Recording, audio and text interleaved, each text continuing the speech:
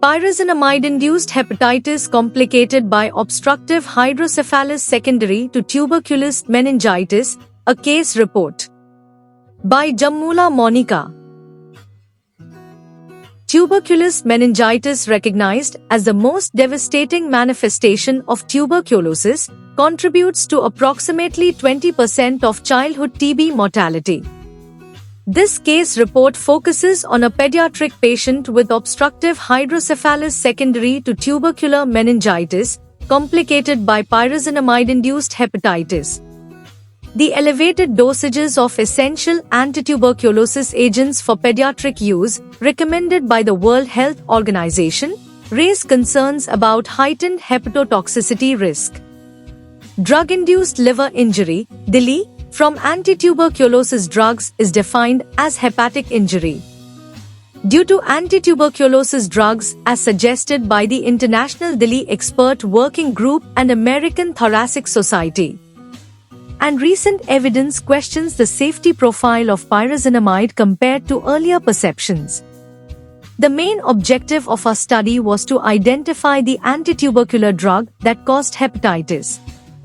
The patient, a 10-month-old with a history of obstructive hydrocephalus due to TB meningitis, was started with antitubercular therapy, for which the baby presented with yellowish discoloration of both eyes after 15 days of starting antitubercular therapy.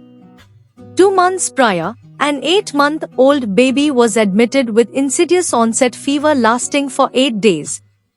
Clinical and diagnostic findings, including head-to-toe examination, cerebrospinal fluid, CSF analysis, neurosonogram, contrast-enhanced magnetic resonance imaging, (CEMRI), of the brain, and abdominal ultrasound, were detailed.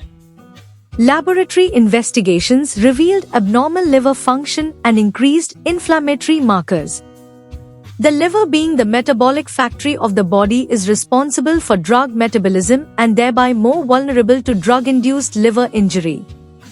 Identification of pyrazinamide as the specific hepatotoxic agent was established through DECHALENGE and ReChallenge assessments.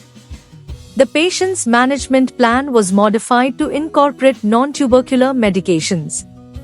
Adjustments to the treatment regimen, including the discontinuation of pyrazinamide, were executed, resulting in an extension of isoniazid and rifampicin therapy for 9 months.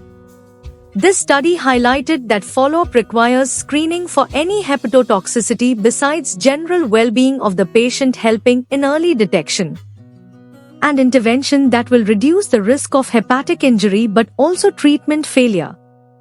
The case highlights the need for a multidisciplinary approach, individualized treatment plans, and close monitoring in pediatric tuberculosis cases, particularly considering neurological and hepatic complications. Further research and awareness are crucial for refining treatment guidelines and improving overall care.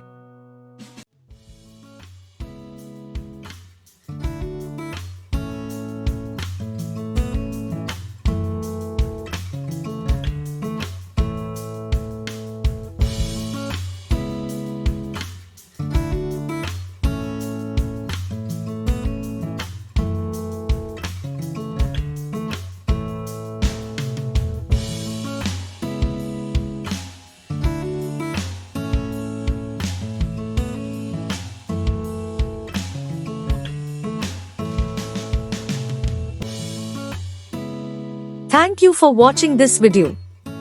Please subscribe our channel for watch more scientific research videos.